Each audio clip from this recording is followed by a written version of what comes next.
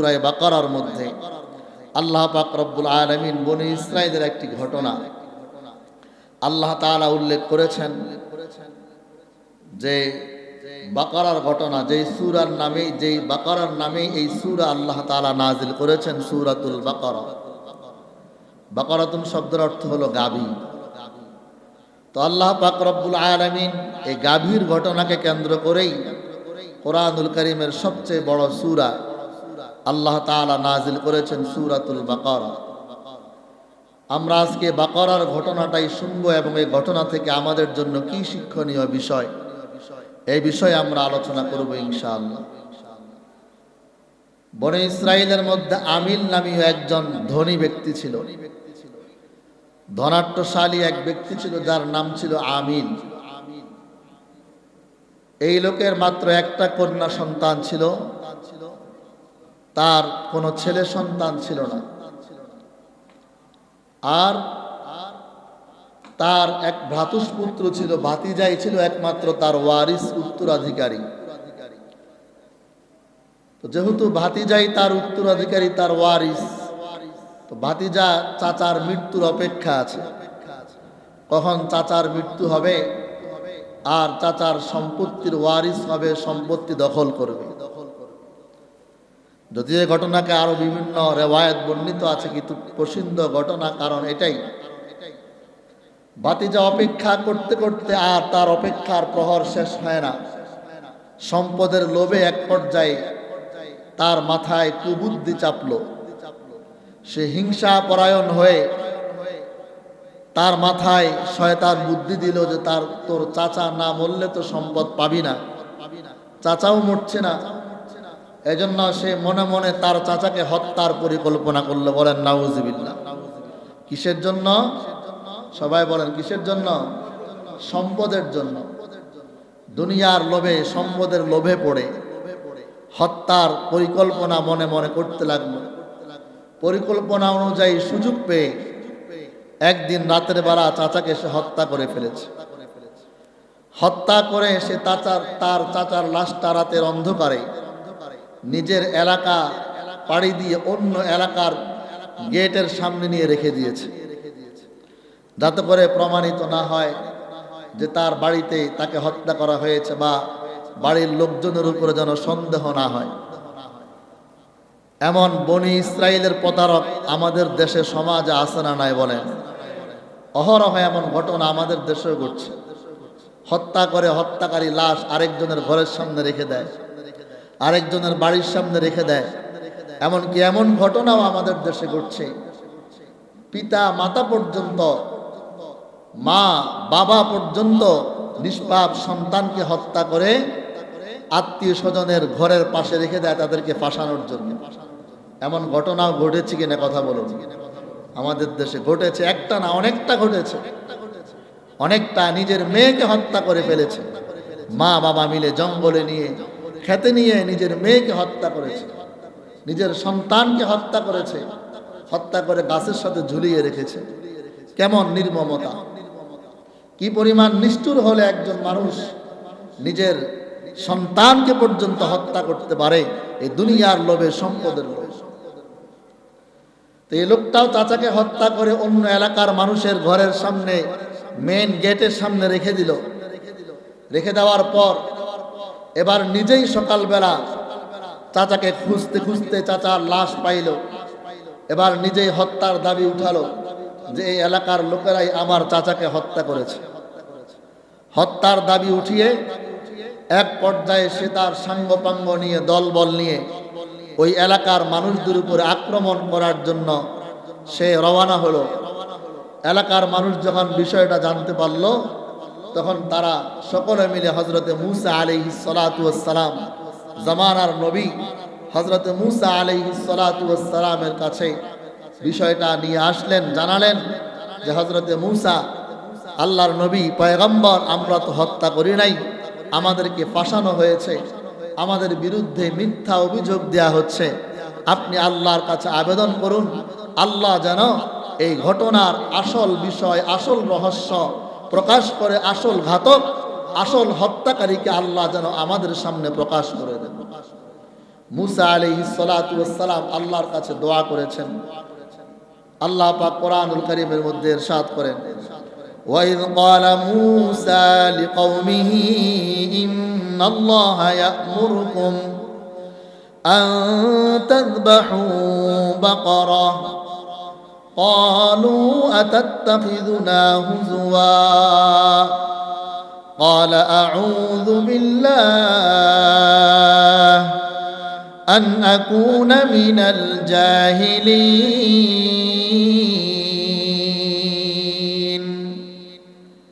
হযরত মূসা পয়গম্বর আল্লাহর কাছে দোয়া করলেন, আল্লাহর কাছে আসল ঘাতকের সন্ধান জানতে চাইলেন।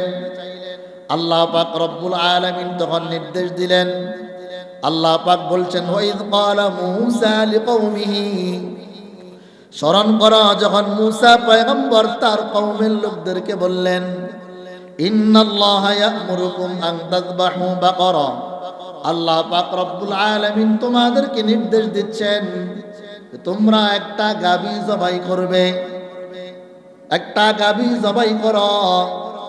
তাফসীরের মধ্যে লেখা হয়েছে আল্লাহ এটাও নির্দেশ দিয়েছেন এই গাভীটা জবাই করার পর, তাফসীরে জালালাইনের মধ্যে এসেছে বিলিসানিহা, ওই গাভীর জিহ্বা দ্বারা অথবা ওই গাভীর লেজের অংশ দ্বারা অথবা যে কোনো একটা অংশ দ্বারা তোমরা মৃত ব্যক্তির গায়ে আঘাত করবে, আর সাথে সাথে মৃত ব্যক্তি জীবিত হয়ে তার হত্যাকারীর নাম বলে দিবে। বলেন সুবহানাল্লাহ। মূসা পয়গম্বর বললেন, আল্লাহ তোমাদেরকে নির্দেশ দিচ্ছেন তোমরা একটা গাভী জবাই করো। ক্বালু আতাত্তাখিযুনা হুজুয়া, তারা বলছে, হে মূসা তুমি কি আমাদের সাথে ঠাট্টা করো নাকি, উপহাস করো নাকি? কোথায় মানুষ মারা গেল, কোথায় হত্যাকারীকে আমরা জানতে চাই। হত্যাকারীর সম্পর্কর সাথে, হত্যার সাথে গরুর সাথে সম্পর্ক কি? কেন আমরা গাভী জবাই করব? তারা এই কথাটা দুই কারণে বলেছে। এক তো তারা মানতে নারাজ ছিল, হত্যার সাথে গাভী জবাইয়ের সাথে কি সম্পর্ক। দুই নাম্বার, তাদের মধ্যে যেহেতু তারা বাছুর পূজা করত, আজকেও ফজরের নামাজে আমরা তেলাওয়াতে শুনেছি তারা বাছুর পূজা করত। সামিরি মূসা পয়গম্বর যখন তুর পাহাড়ে চলে গিয়েছিলেন তাওরাত আনার জন্য, তখন সামিরি তাদের সবাইকে বলল, তোমাদের কাছে যত স্বর্ণ অলংকার আছে সব তোমরা জমা করো। সব কিছু জমা করা হলো। জমা করার পর সামিরি সেখানে আগুন ধরায় দিল।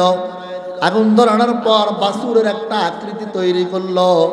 তৈরি করার পর সে ওই যে হযরত জিবরিল আলাইহিস সালাতু ওয়াস সালাম যখন মূসা পয়গম্বর এবং তার দলবল নিয়ে রওনা হয়েছিলেন, ওই সামিরি লক্ষ্য করেছে জিবরিল আমিনের ওই ঘোড়ার পা যেখানেই পড়ে সাথে সাথে মরুভূমির মধ্যে ঘাস জন্মায় যায়।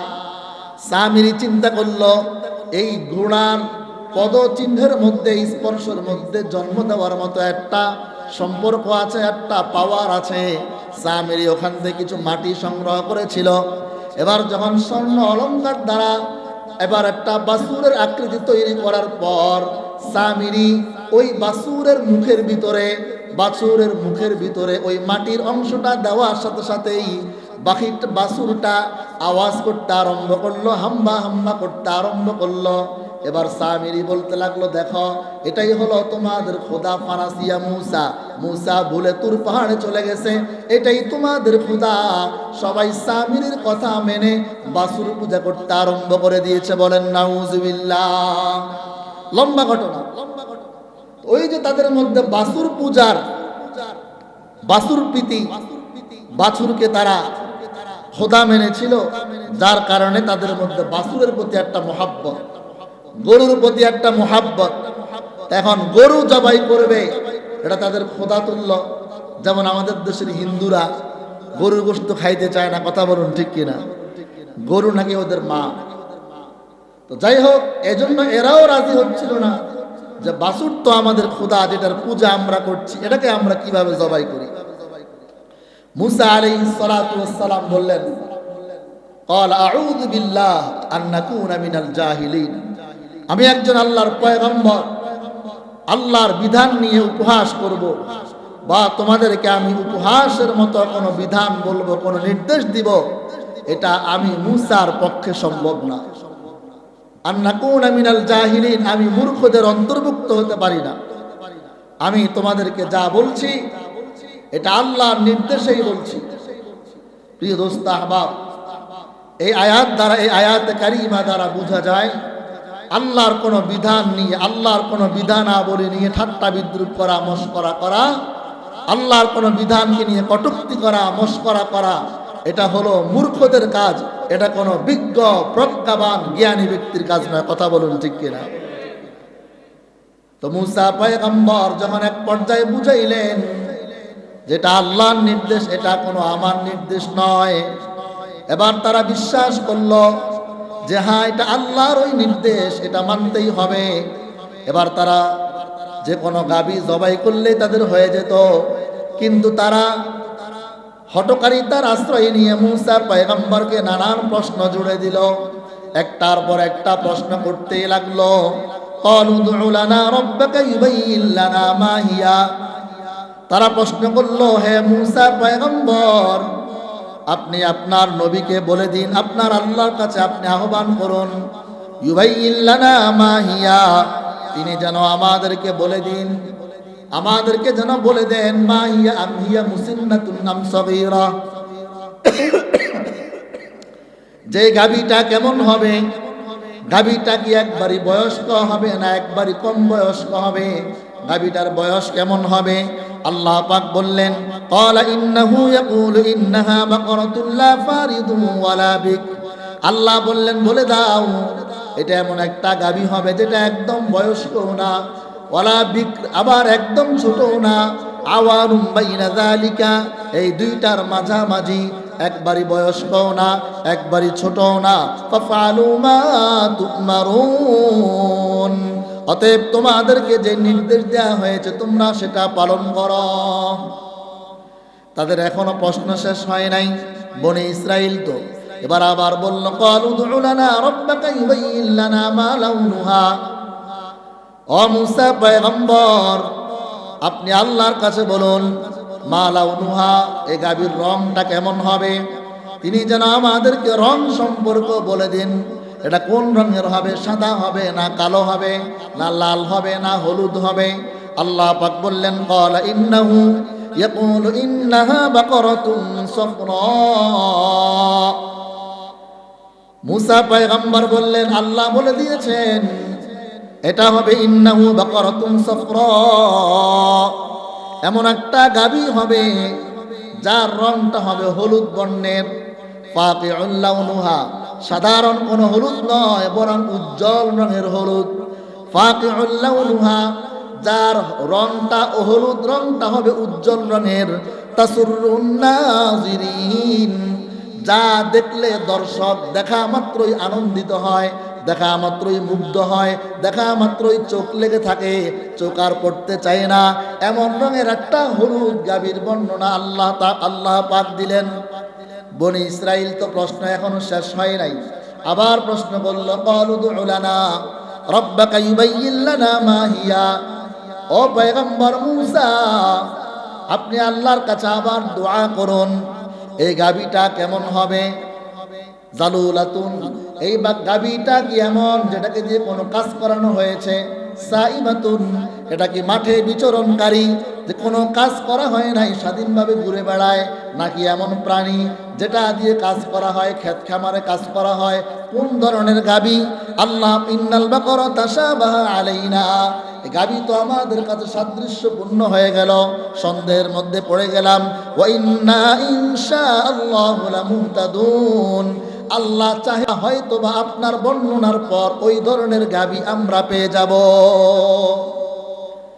তাফসীরে জালালাইনের মধ্যে এসেছে, তারা এখানে ইনশাআল্লাহ বলেছে, যদি তারা ইনশাআল্লাহ না বলতো, ওয়া ইন্না ইনশাআল্লাহু লামুহতাদুন, যদি তারা এটা না বলতো তাহলে লাওলাম ইয়াসতাসনু, যদি তারা ইস্তিসনা না করতো, ইনশাআল্লাহ না বলতো, তাহলে কিয়ামতের আগ পর্যন্ত খুঁজতে খুঁজতে এই গাভী তারা পাইতো না। তো আল্লাহ পাক আবার বললেন ক্বালা ইন্নাহু ইয়াকুলু ইন্না বাকারাতুন লা যালুলুন তুসিরুল আরদা ওয়া লা তাসকিল হারসা মুসাল্লামাতুন লা শিয়াতা ফিহা। আল্লাহ পাক বললেন এ উম্মতরা শোনো, পয়গম্বর বললেন হে উম্মতরা শোনো, এটা এমন একটা গাভী হবে লা যালুলুন তুসিরুল আরদা, এমন একটা গাভী যেটা দিয়ে কখনো কোনো কাজ করানো হয় নাই। তুসিরুল আরদা, জমিনের কোনো চাষাবাদের কাজে ব্যবহার করা হয় নাই। ওয়ালা তাসকিল হারসা, যেটা দিয়ে জমিনের মধ্যে ক্ষেত খামারে পানিও সেচন করা হয় নাই, পানির কাজেও ব্যবহার করা হয় নাই। মুসাল্লামাতুল লা শিয়াতা ফিহা, সমস্ত ত্রুটিযুক্ত, যার মধ্যে কোনো দোষের কোনো চিহ্ন নাই। ক্বালুল আনা জিতা বিল হাক্কি, তারা বলল হে মূসা, হ্যাঁ হ্যাঁ এবার তুমি সত্য বলেছ। ফাযাবাহুহা ওয়া মা কাদু ইয়াফআলুন ওয়া ইয ক্বাতালতুম নাফসান ফাদারাতুম ফিহা।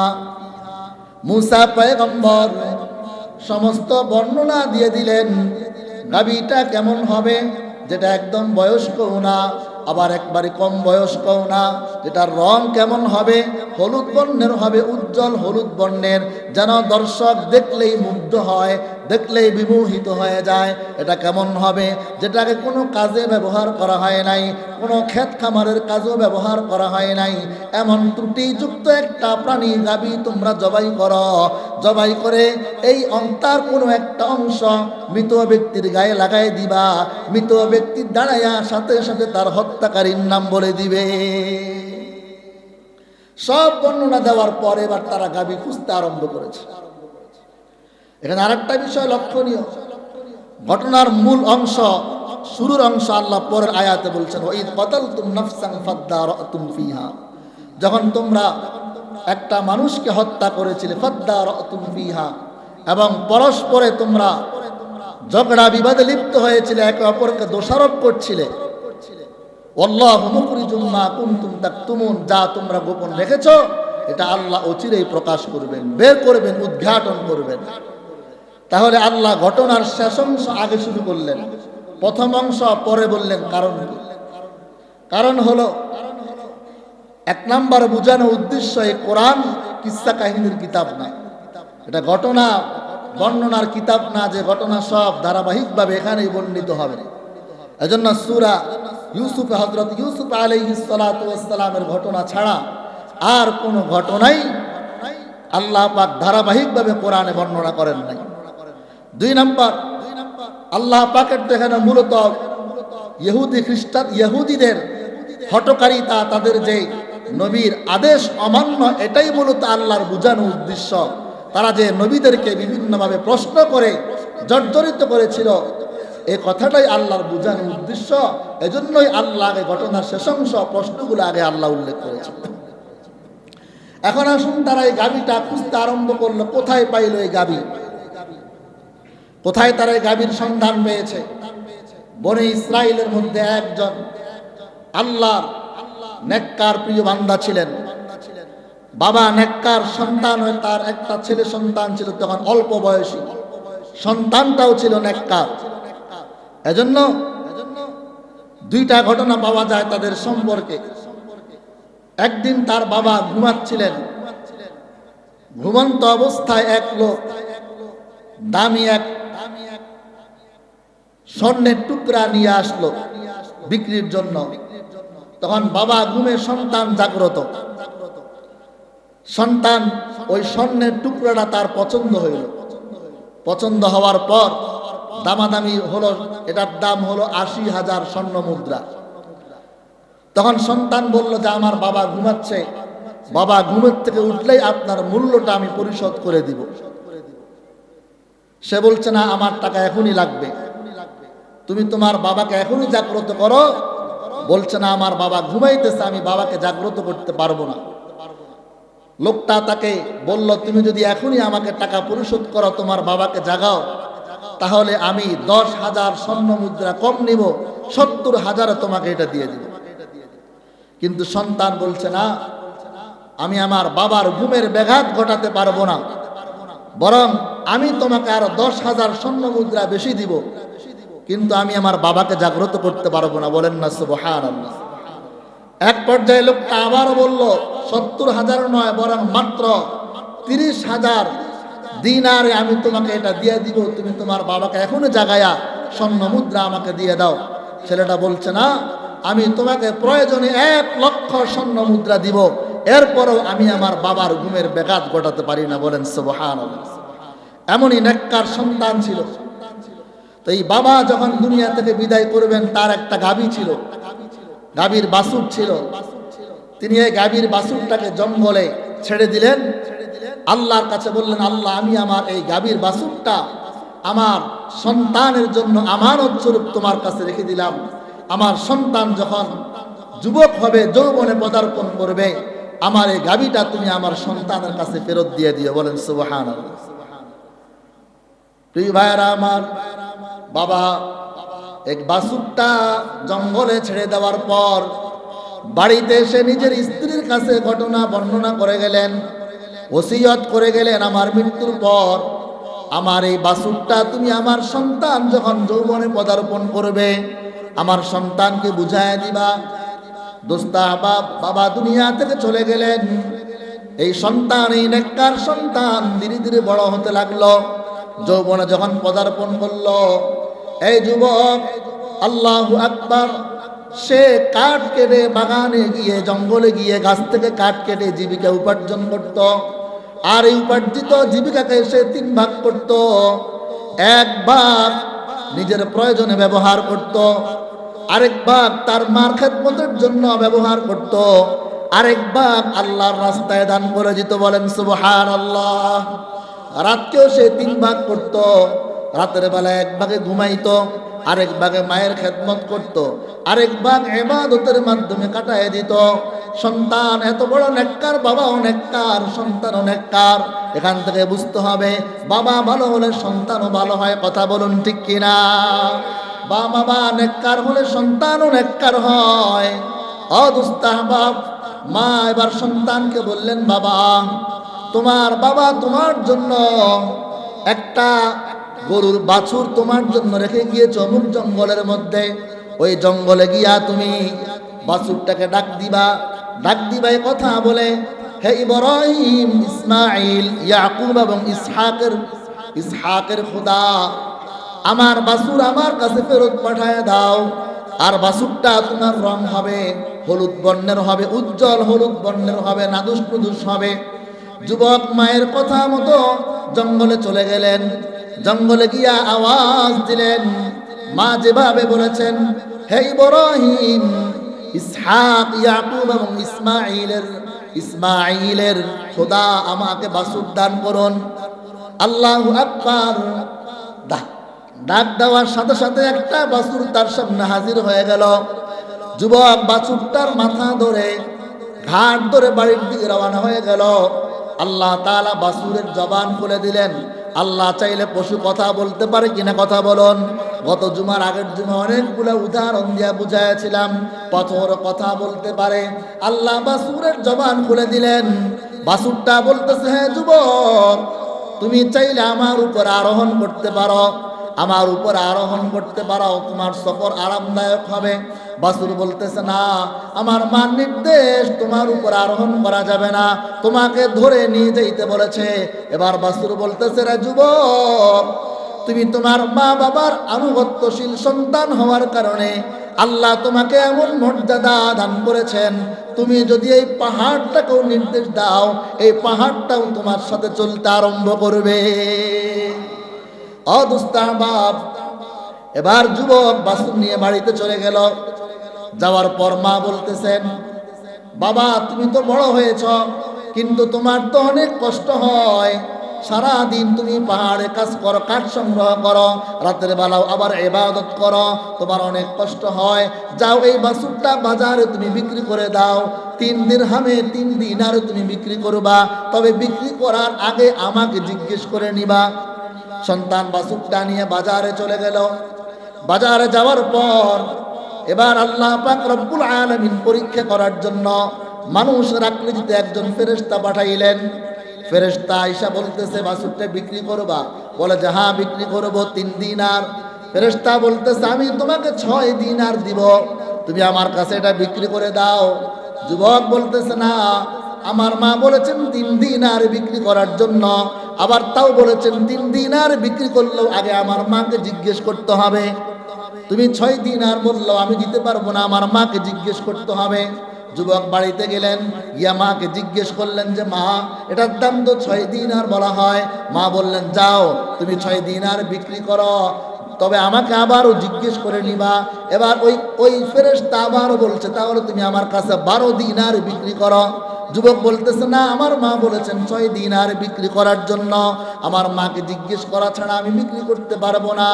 যুবক আবার বাড়িতে আসলেন, আসার পর এবার মা বললেন শুনো আমার সন্তান, তিনি তো কোনো মানুষ নন, বরং তিনি আল্লাহর ফেরেশতা, তোমাকে পরীক্ষা করতে এসেছেন।